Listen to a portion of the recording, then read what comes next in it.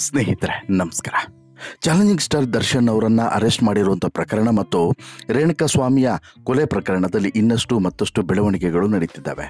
ತನಿಖೆ ಮಾಡ್ತಾ ಹೋದಂಥ ಪೊಲೀಸರಿಗೆ ಇಲ್ಲಿ ಬಂಧನಕ್ಕೆ ಒಳಗಾಗಿರುವಂತಹ 13 ಜನ ಆರೋಪಿಗಳು ಮತ್ತು ಇದರಲ್ಲಿ ಪ್ರಮುಖವಾಗಿ ಯಾರ್ಯಾರ್ದು ಪಾತ್ರ ಇದೆ ನೋಡಿ, ಅವರೆಲ್ಲ ಈಗ ಪೊಲೀಸರ ಮುಂದೆ ಕೊಡ್ತಿರುವಂಥ ಸ್ಟೇಟ್ಮೆಂಟ್ಗಳನ್ನು ಗಮನಿಸಿದಾಗ ಇಲ್ಲಿ ಸಾಕಷ್ಟು ರೋಚಕ ಅಂಶಗಳು ಮತ್ತು ಬೆಚ್ಚಿ ಬೀಳಿಸುವಂಥ ಅಂಶಗಳು ಕೂಡ ಬೆಳಕಿಗೆ ಬರ್ತಿದೆ. ಅಷ್ಟು ಮಾತ್ರವಲ್ಲದೆ ಇಲ್ಲಿ ದರ್ಶನ್ ಈ ಪರಿ ರೊಚ್ಚಿಗೇಳೋದಕ್ಕೆ ಕಾರಣ ಏನು ಅನ್ನೋದು ಕೂಡ ಈಗ ಗೊತ್ತಾಗ್ತಿದೆ. ಅಸಲಿಗೆ ದರ್ಶನ್ ಅವರಿಗೆ ಸಿಟ್ಟು ಬಂದಿದ್ದು ಮತ್ತು ದರ್ಶನ್ ಅವರು ಮತ್ತು ಉಳಿದ ಸಹಚರರು ಅವನ್ನ ಖಾಸಗಿ ಅಂಗಕ್ಕೆ ಅಥವಾ ಮರ್ಮಾಂಗಕ್ಕೆ ಒದಿಲಿಕ್ಕೆ ಕಾರಣ ಆದಂತಹ ಕಾರಣವನ್ನು ಕೇಳಿದಾಗ ಪೊಲೀಸರೇ ಸ್ವತಃ ಬೆಚ್ಚಿ ಬಿದ್ದಿದ್ದಾರೆ. ಈತ ಎಂತಹ ವಿಕೃತ ಮನುಷ್ಯ ಅಂತ ಹೇಳ್ಬಿಟ್ಟು ಕೇಳಿ ಶಾಕ್ ಆಗಿದ್ದಾರೆ. ಅದಕ್ಕೆ ಸಂಬಂಧಪಟ್ಟಂತಹ ಸಾಕ್ಷಿಗಳನ್ನು ಕೂಡ ಸಂಗ್ರಹಿಸುವಂಥ ಕೆಲಸವನ್ನು ಪೊಲೀಸರು ಮಾಡ್ತಿದ್ದಾರೆ. ಕಾರಣ ಏನು ಅಂತ ಹೇಳಿದ್ರೆ, ಈ ರೇಣುಕಾ ಸ್ವಾಮಿ ಎನ್ನುವಂತಹ ಈತನ ಮನಸ್ಥಿತಿ ಕಂಪ್ಲೀಟ್ ಆಗಿ ವಿಕೃತಿಗೆ ಹೋಗಿತ್ತು. ಆತ ಒಂದು ಹಂತದಲ್ಲಿ ಕಂಪ್ಲೀಟ್ ಆಗಿ ತನ್ನ ಸ್ಥಿಮಿತವನ್ನೇ ಕಳೆದುಕೊಂಡು ಬಿಟ್ಟಿದ್ನ ಅನ್ನುವಂಥ ಪ್ರಶ್ನೆಯು ಕೂಡ ಮೂಡ್ತಾ ಇದೆ. ಜೊತೆಗೆ ಈ ಪ್ರಕರಣಕ್ಕೆ ಇದು ದೊಡ್ಡ ತಿರುವು ಕೂಡ ಆಗಬಹುದು ಅನ್ನೋದು ಕೂಡ ಈಗ ಕಾಣಿಸ್ತಿದೆ. ಹಾಗಾದ್ರೆ ಅಂಥದ್ದು ಏನಾಗಿದೆ ಅದರ ಬಗ್ಗೆ ಮಾಹಿತಿಯನ್ನು ಕೊಡ್ತಾ ಹೋಗ್ತೇನೆ. ಅದಕ್ಕಿಂತ ಮುಂಚೆ ನೀವಿನ್ನೂ ಕೂಡ ನಮ್ಮ ಚಾನಲನ್ನು ಸಬ್ಸ್ಕ್ರೈಬ್ ಮಾಡಿಲ್ಲ ಅಂದರೆ ದಯವಿಟ್ಟು ಕೂಡಲೇ ಸಬ್ಸ್ಕ್ರೈಬ್ ಮಾಡಿ ಸ್ನೇಹಿತರೆ. ಒಂದು ಕಡೆ ರೇಣುಕಾ ಸ್ವಾಮಿಯನ್ನ ಇಲ್ಲಿ ದರ್ಶನ್ ಮತ್ತು ಆತನ ಸಹಚರರು ಅತ್ಯಂತ ಭೀಕರವಾಗಿ ಹಲ್ಲೆ ಮಾಡಿ ಆತನನ್ನು ಸಾಯಿಸಿದ್ದು ಅದು ಕ್ಷಮಿಸೋಕೆ ಸಾಧ್ಯವಾಗದಂಥ ಅಪರಾಧ, ಕರೆಕ್ಟ್. ಆದರೆ ಇನ್ನೊಂದು ಕಡೆ ಇದೇ ರೇಣುಕಾ ಸ್ವಾಮಿ ಮಾಡಿದ್ದು ಕೂಡ ಕ್ಷಮಿಸೋಕೆ ಸಾಧ್ಯವಾಗದಂಥ ಅಪರಾಧ ಅನ್ನೋದನ್ನು ಕೂಡ ನಾವು ಅರ್ಥ ಮಾಡ್ಕೊಬೇಕು. ಹಾಗಂದ ಮಾತ್ರಕ್ಕೆ ರೇಣುಕಾ ಸ್ವಾಮಿ ಮಾಡಿದಂತಹ ಈ ಕೃತ್ಯಕ್ಕೆ ಆತನನ್ನು ಸಾಯಿಸೋದೇ ಅಂತಿಮನ? ಖಂಡಿತ ಅಲ್ಲ. ಆತನನ್ನು ಸಾಯಿಸೋದು ಅಂತಿಮ ಪರಿಹಾರ ಆಗಿರಲಿಲ್ಲ. ಅದಕ್ಕೆ ಕಾನೂನಿತ್ತು, ಕಾನೂನಿನ ಮೂಲಕ ಕ್ರಮವನ್ನು ತೆಗೆದುಕೊಳ್ಬೋದಾಗಿತ್ತು. ಬಟ್ ಇವರು ಕಾನೂನನ್ನು ಕೈಗೆ ತೆಗೆದುಕೊಂಡಂಥ ಪರಿಣಾಮ ಇವತ್ತು ಪೊಲೀಸ್ ಸ್ಟೇಷನಲ್ಲಿ ಈ ರೀತಿ ಕೈ ಕಟ್ಕೊಂಡು ನಿಲ್ಲುವಂಥ ಪರಿಸ್ಥಿತಿ ಬಂದಿದೆ.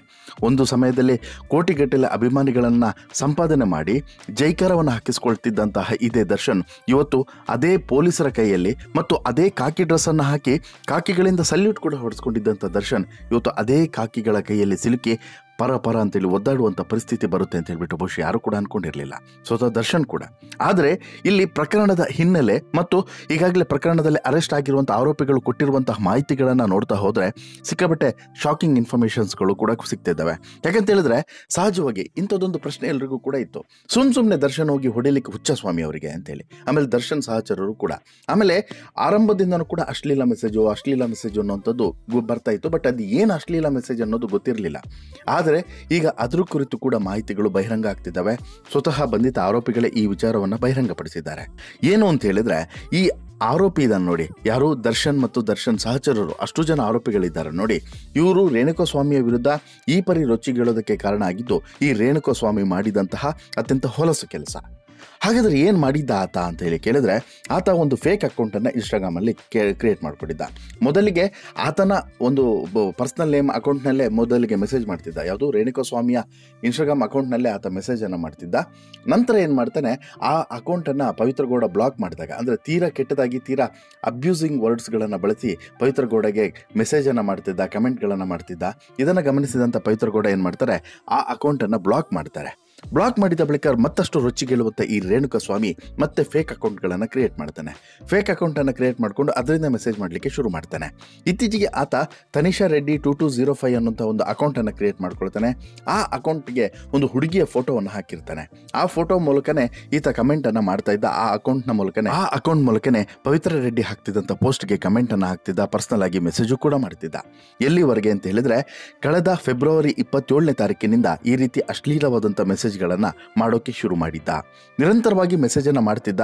ಕಳೆದ ಫೆಬ್ರವರಿ 27ನೇ ತಾರೀಕಿಂದ ಆರಂಭದಲ್ಲಿ ಪವಿತ್ರ ನೆಗ್ಲೆಕ್ಟ್ ಮಾಡಿದ್ರು. ಆದರೆ ಅತಿರೇಕಕ್ಕೆ ಹೋದಾಗ ಆಕೆಗೂ ಕೂಡ ಬೇಸತ್ತಿ ಹೋಗಿತ್ತು. ಸೊ ದಟ್ ಆಕೆ ಏನು ಮಾಡಿದ್ಲು, ಆ ಅಕೌಂಟನ್ನು ಬ್ಲಾಕ್ ಮಾಡಿದ್ಲು. ಬ್ಲಾಕ್ ಆದಮೇಲೆ ತೆಪ್ಪು ಕೂರ್ಬೇಕಾಗಿದ್ದಂಥ ಈ ರೇಣುಕಾ ಸ್ವಾಮಿ ಮತ್ತೆ ಇನ್ನೊಂದು ಅಕೌಂಟನ್ನು ಕ್ರಿಯೇಟ್ ಮಾಡಿಕೊಂಡು ಮತ್ತೆ ಅದರಿಂದ ಮೆಸೇಜ್ ಮಾಡೋದಕ್ಕೆ ಶುರು ಮಾಡ್ತಾನೆ. ಸಿಕ್ಕಾಬಟ್ಟೆ ಮೆಸೇಜ್ ಮಾಡ್ತಾ ಇರ್ತಾನೆ, ಅತಿರೇಕದ ಮೆಸೇಜ್ಗಳನ್ನು ಮಾಡ್ತಾನೆ. ಜೊತೆಗೆ ತೀರಾ ಮಾನಹಾನಿ ಆಗುವಂಥ ಮೆಸೇಜ್ಗಳನ್ನು ಕೂಡ ಕಳಿಸ್ತಾ ಇರ್ತಾನೆ. ಒಂದಷ್ಟು ಅಶ್ಲೀಲ ಮೆಸೇಜ್ಗಳನ್ನು ಕೂಡ ಮಾಡಿದ್ದಾನೆ ಅನ್ನುವಂಥ ಮಾಹಿತಿಯೂ ಕೂಡ ಇದೆ. ಈ ರೀತಿ ಮೆಸೇಜ್ ಮೇಲೆ ಮೆಸೇಜ್ ಮಾಡ್ತಿರುವಂಥ ಸಂದರ್ಭದಲ್ಲಿ ಒಂದು ಸಲ ಏನು ಮಾಡಿಬಿಡ್ತಾನೆ, ಈತನ ಮನಸ್ಥಿತಿ ಎಷ್ಟು ಕೆಟ್ಟದಾಗಿ ಹೋಗಿತ್ತು ಅಂತ ಹೇಳಿದ್ರೆ, ತನ್ನ ಗುಪ್ತಾಂಗದ ಫೋಟೋವನ್ನು ತೆಗೆದು ಆಕೆಗೆ ಕಳಿಸ್ಬಿಡ್ತಾನೆ. ಅಲ್ಲಿಗೆ ಪವಿತ್ರ ಗೌಡ ಅವಳ ತಾಳ್ಮೆ ಕೂಡ ಕೆಟ್ಟಿತ್ತು. ಇದನ್ನು ಏನು ಮಾಡ್ತಾಳೆ ಪವಿತ್ರ ಗೌಡ, ಯಾವಾಗ ಅವನು ಗುಪ್ತಾಂಗದ ಫೋಟೋವನ್ನು ಕಳಿಸಿದ್ನೋ ಇವನು ಯಾನೋ ಸೈಕೋ, ಇವನಿಗೆ ಬುದ್ಧಿ ಕಲಿಸ್ಬೇಕು, ಆದರೆ ಇದು ಸಿಕ್ಕಾಪಟ್ಟೆ ಹಿಂಸೆ ಆಗ್ತಿದೆ, ಬಟ್ ದರ್ಶನ್ಗೆ ಇದು ಗೊತ್ತಾಗಬಾರ್ದು ಅಂತ ಹೇಳ್ಬಿಟ್ಟು ಮ್ಯಾನೇಜ್ ಮಾಡೋ ರೀತಿಯಲ್ಲಿ ಪವನ್ಗೆ ಈ ವಿಚಾರವನ್ನು ಹೇಳ್ತಾಳೆ. ಪವನ್ ಯಾರು? ಈಕೆಗೆ ಹೆಲ್ಪರ್ ಆಗಿದ್ದವನು, ಈಕೆಯ ಮನೆಯಲ್ಲಿ ಈಕೆಯ ಬೇಕು ಬೇಡಗಳನ್ನು ನಿಭಾಯಿಸ್ತಾ ಇದ್ದವನು. ಈತನಿಗೆ ಹೇಳ್ತಾಳೆ. ಬಟ್ ಆಗ ಒಂದು ಸೂಚನೆಯನ್ನು ಕೊಟ್ಟಿರ್ತಾಳಂತೆ ಪವಿತ್ರ, ಇಲ್ಲ ನೀನು ಈ ವಿಚಾರವನ್ನು ದರ್ಶನ್ಗೆ ಗೊತ್ತಾಗುವಂಗೆ ಹೇಳಬಾರ್ದು, ದರ್ಶನ್ಗೆ ಗೊತ್ತಾಗಬಾರ್ದು, ದರ್ಶನ್ಗೆ ಗೊತ್ತಾದರೆ ಇದು ಬೇರೆ ಲೆವೆಲ್ಗೆ ಹೋಗುತ್ತೆ, ಆತ ಸುಮ್ಮನೆ ಕೂರೋದಿಲ್ಲ, ಸೊ ದಟ್ ನೀನು ದರ್ಶನ್ಗೆ ಹೇಳಬೇಡ, ಬಟ್ ಇದನ್ನು ನಾವೇ ಹ್ಯಾಂಡಲ್ ಮಾಡಬೇಕು, ಹೇಗೆ ಏನು ಯಾರು ಅಂತೇಳಿ ಗೊತ್ತಿಲ್ಲ ಅಂತಲೂ ಕೂಡ ಹೇಳ್ತಾರಂತೆ. ಆಗ ಪವನ್ ಮಾತನಾಡ್ತಾ ಅವರ ಈ ಫ್ರೆಂಡ್ ಸರ್ಕಲ್, ಈಗ 13 ಜನ ಏನು ಅರೆಸ್ಟ್ ಆಗಿದ್ದಾರಲ್ಲ, ಅದರಲ್ಲಿ ಉಳಿದವರಿಗೆ ಈ ವಿಚಾರವನ್ನೆಲ್ಲ ತಿಳಿಸ್ತಾನೆ. ಈ ಉಳಿದ 10 ಜನರಿಗೆ ವಿಚಾರವನ್ನು ತಿಳಿಸ್ತಾನೆ. ಅವರೆಲ್ಲರೂ ಕೂಡ ಒಂದು ಪ್ಲಾನನ್ನು ಮಾಡ್ತಾರೆ. ಮೊದಲಿಗೆ ಆತ ಯಾರು ಏನು ಅಂತೇಳಿ ತಿಳ್ಕೊಳ್ಳೋಣ ಅಂತ ಹೇಳ್ಬಿಟ್ಟು ಇವರೂ ಕೂಡ ಒಂದು ಹುಡುಗಿಯರ ಫೇಕ್ ಇನ್ಸ್ಟಾಗ್ರಾಮ್ ಅಕೌಂಟನ್ನು ಕ್ರಿಯೇಟ್ ಮಾಡಿಬಿಟ್ಟು ಇವರು ಅದರಿಂದ ಚಾಟ್ ಮಾಡೋದಕ್ಕೆ ಶುರು ಮಾಡ್ತಾರೆ. ನಿಧಾನಕ್ಕೆ ಅವನ ಬಳಿ ಎಲ್ಲ ಇನ್ಫಾರ್ಮೇಷನ್ಸನ್ನು ಗ್ಯಾದರ್ ಮಾಡಲಿಕ್ಕೆ ಶುರು ಮಾಡ್ತಾರೆ. ಆತ ಎಲ್ಲಿಯವನು, ಏನು ಅವನ ಉದ್ದೇಶ ಏನು, ಇವೆಲ್ಲವನ್ನು ಕೂಡ ಕಲೆಕ್ಟ್ ಮಾಡ್ತಾ ಆತ ಚಿತ್ರದುರ್ಗದವನು ಅನ್ನೋದು ಗೊತ್ತಾಗುತ್ತೆ. ನಂತರ ಆತ ಅಪೋಲೋ ಫಾರ್ಮಸಿಯಲ್ಲಿ ಕೆಲಸ ಮಾಡೋದು ಅನ್ನೋದು ಕೂಡ ಗೊತ್ತಾಗುತ್ತೆ. ಅಷ್ಟು ಮಾತ್ರವಲ್ಲ, ಆತನ ನಂಬರ್ಸ್ ಕೂಡ ಪಡಿತಾರೆ. ನಂಬರನ್ನು ಕೂಡ ಪಡೆದು ಆತನನ್ನು ಕಾಂಟ್ಯಾಕ್ಟ್ ಮಾಡ್ತಾರೆ. ಆ ನಂತರ ಅವನು ಚಿತ್ರದುರ್ಗದವನು ಅಂತೇಳಿ ಗೊತ್ತಾದ್ಮೇಲೆ ಆತನನ್ನು ಈ ಫ್ಯಾನ್ಸ್ ಅಸೋಸಿಯೇಷನ್ ಪ್ರೆಸಿಡೆಂಟ್, ಚಿತ್ರದುರ್ಗದ ಫ್ಯಾನ್ಸ್ ಅಸೋಸಿಯೇಷನ್ ಪ್ರೆಸಿಡೆಂಟ್ ಆಗಿರುವಂಥ ರಘು, ಅವನು ಕೂಡ ಇವತ್ತು ಆರೋಪಿ ಅರೆಸ್ಟ್ ಆಗಿದ್ದಾನೆ. ಅವನ ಮೂಲಕ ಇವನನ್ನು ಕಾಂಟ್ಯಾಕ್ಟ್ ಮಾಡ್ತಾರೆ. ಕಾಂಟ್ಯಾಕ್ಟ್ ಮಾಡಿಬಿಟ್ಟು ಬಾ ಊಟಕ್ಕೆ ಹೋಗೋಣ ಅಂತ ಹೇಳ್ಬಿಟ್ಟು ಕರೀತಾರೆ. ಆ ಸಂದರ್ಭದಲ್ಲಿ ಈತ ರೇಣುಕಸ್ವಾಮಿ ಮನೆಗೆ ಫೋನ್ ಮಾಡಿಬಿಟ್ಟು, ನಾನು ರಾತ್ರಿ ಊಟಕ್ಕೆ ಬರೋದಿಲ್ಲ, ನನ್ನ ಫ್ರೆಂಡ್ಸ್ ಸಿಕ್ಕಿದ್ದಾರೆ, ಅವ್ರ ಜೊತೆಗೆ ಹೋಗ್ತೀನಿ ಅಂತೇಳ್ಬಿಟ್ಟು ಶನಿವಾರ ಹೇಳಿರ್ತಾನೆ. ಶನಿವಾರ ಏನು ಮಾಡ್ತಾರೆ, ಇವರೆಲ್ಲರೂ ಕೂಡ ಸೇರಿಬಿಟ್ಟು ಆತನನ್ನು ಎತ್ತಾಕೊಂಡು ಬೆಂಗಳೂರಿಗೆ ಬರ್ತಾರೆ. ಬೆಂಗಳೂರಿಗೆ ಬಂದ ಮೇಲೆ ಈ ಎಲ್ಲ ಘಟನೆಗಳು ಕೂಡ ನಡೆದಿರುವಂಥದ್ದು. ಉಳಿದ ಘಟನೆಗಳೆಲ್ಲ ನಿಮಗೆ ಬಹುಶಃ ಹಿಂದಿನ ಸ್ಟೋರಿಯಲ್ಲಿ ನೀವು ನೋಡಿದ್ದೀರಲ್ಲ, ಈ ಎಲ್ಲ ಘಟನೆಗಳು ಕೂಡ ನಡೆದಿರೋದು ಉಳಿದ ಮೇಲೆ. ಆದರೆ ಇಲ್ಲಿ ಪ್ರಶ್ನೆ ಇರುವಂಥದ್ದು, ಈತ ಆ ಮರ್ಮಾಂಗದ ಫೋಟೋವನ್ನು ಕಳಿಸಿದ್ಯಾಕೆ, ಗುಪ್ತಾಂಗದ ಫೋಟೋವನ್ನು ಈತ ಕಳಿಸಿದ್ಯಾಕೆ, ಈತನ ಮನಸ್ಥಿತಿ ಯಾವ ಲೆವೆಲ್ಗೆ ಇಳಿದಿತ್ತು, ಅಥವಾ ಇದು ಕಳಿಸಿದ್ದು ಸುಳ್ಳು ಅಂತ ಇರಬಹುದು. ಕೆಲವರು ವಾದ ಮಾಡ್ಬೋದು, ಈಗ ಇಲ್ಲ ರೀ ಸುಳ್ಳು ಹೇಳ್ತಾ ಇರ್ಬೋದು ಆರೋಪಿಗಳು, ಏನು ಸಾಕ್ಷಿ ಇದೆ ಅಂತೇಳಿ. ಪೊಲೀಸರು ಆ ಆಯಾಮದಲ್ಲೂ ಕೂಡ ಈಗಾಗಲೇ ತನಿಖೆಯನ್ನು ಶುರು ಮಾಡಿದ್ದಾರೆ. ಅದಕ್ಕೆ ಬೇಕಾದಂಥ ಪೂರಕ ಸಾಕ್ಷಿಗಳ ಸಂಗ್ರಹಕ್ಕೂ ಕೂಡ ಈಗಾಗಲೇ ಫೀಲ್ಡಿಗೆ ಇಳಿದಿದ್ದಾರೆ. ಅಂದರೆ ಇದಕ್ಕೆ ಸಂಬಂಧಪಟ್ಟಂಥ ಈ ಗುಪ್ತಾಂಗವನ್ನು ಮೆಸೇಜ್ ಮಾಡಿದ್ದ, ಫೋಟೋ ಕಳಿಸಿದ್ದ ಅನ್ನೋದಕ್ಕೆ ಸಂಬಂಧಪಟ್ಟಂಥ ಸಾಕ್ಷಿಗಳನ್ನು ಕೂಡ ಈಗ ಸಂಗ್ರಹಿಸಬೇಕಲ್ವಾ. ಅದಕ್ಕೆ ಈ ಚಾಟ್ ಲಿಸ್ಟ್ಗಳನ್ನು ಯಾರ್ದು, ಪವಿತ್ರ ಗೌಡ ಮತ್ತು ರೇಣುಕಸ್ವಾಮಿ ಇಬ್ಬರ ಮೊಬೈಲನ್ನು ಕೂಡ ವಶಕ್ಕೆ ಪಡೆದುಬಿಟ್ಟು ಅದರಲ್ಲಿ ಏನೇನು ಚಾಟ್ಗಳು ಆಗಿದ್ದಾವೆ, ಇನ್ಸ್ಟಾಗ್ರಾಮ್ನಲ್ಲಿ ಏನೆಲ್ಲ ಚಾಟ್ ಆಗಿದೆ, ವಾಟ್ಸಪ್ಪಲ್ಲಿ ಏನು ಚಾಟ್ ಆಗಿದೆ, ಜೊತೆಗೆ ಇನ್ನುಳಿದವರಿಗೆ ಈಗ ಆರೋಪಿಗಳಿದ್ದಾರಲ್ಲ 13 ಜನ, ಅವರ ನಡುವೆ ಏನೇನು ಚಾಟಿಂಗ್ಗಳು ನಡೆದಿದ್ದಾವೆ, ಇದ್ರ ಬಗ್ಗೆ ಕೂಡ ಇನ್ಫಾರ್ಮೇಷನ್ಸನ್ನು ಗ್ಯಾದರ್ ಮಾಡ್ತಿದ್ದಾರೆ. ಒಂದು ವೇಳೆ ಹಾಗೇನಾದರೂ ಅದರಲ್ಲಿ ಮತ್ತೆ ಪ್ರಕರಣಕ್ಕೆ ದೊಡ್ಡ ತಿರುವು ಸಿಗೋದ್ರಲ್ಲಿ ಅನುಮಾನ ಇಲ್ಲ. ಜೊತೆಗೆ ಇಲ್ಲಿ ಇನ್ನೊಂದು ಅನುಮಾನನೂ ಕೂಡ ಇದೆ. ಹಾಗಾದರೆ ಇಲ್ಲಿ ದರ್ಶನ್ಗೆ ಈ ವಿಚಾರಗಳು ಗೊತ್ತಿರಲಿಲ್ವಾ ಅಂತೇಳಿ. ದರ್ಶನ್ಗೆ ನಂತರ ಗೊತ್ತಾಗಿದ್ದು, ದರ್ಶನ್ ಜಸ್ಟ್ ವಾರ್ನಿಂಗನ್ನು ಕೊಟ್ಟು ಹೋಗಿದ್ದಾರೆ. ಆ ಹಲ್ಲೆ ಆಗುವಂಥ ಸಂದರ್ಭದಲ್ಲಿ ಮತ್ತು ಈ ಎಲ್ಲ ಘಟನೆಗಳು ನಡೆಯುವಂಥ ರಾಡ್ನಲ್ಲಿ ಹೊಡೆಯುವಂಥ ಸಂದರ್ಭದಲ್ಲಿ ಮತ್ತು ಮರ್ಮಾಂಗಕ್ಕೆ ಒದೆಯುವಂಥ ಸಂದರ್ಭದಲ್ಲಿ ಇರಲಿಲ್ಲ ಅಂತೇಳಿ. ಅದೇ ಕಾರಣಕ್ಕೆ ಈ ಆರೋಪಿಗಳು ಮರ್ಮಾಂಗಕ್ಕೆ ಒದ್ರು. ನೀನು ಈ ಮರ್ಮಾಂಗದ ಫೋಟೋ ಅಲ್ಲ ಅವಳ ನಮ್ಮ ಅಕ್ಕಂಗೆ ಕಳಿಸಿರೋದು, ಹಾಗಾದರೆ ಈ ಮರ್ಮಾಂಗಕ್ಕೆ ನಾವು ಯಾಕೆ ಒದಿಬಾರ್ದು ಅಂತೇಳಿ ಒದ್ದಿದ್ದಾರೆ ಅನ್ನುವಂಥದ್ದು ಕೂಡ ಈಗ ಗೊತ್ತಾಗ್ತಿರುವಂಥ ವಿಚಾರ.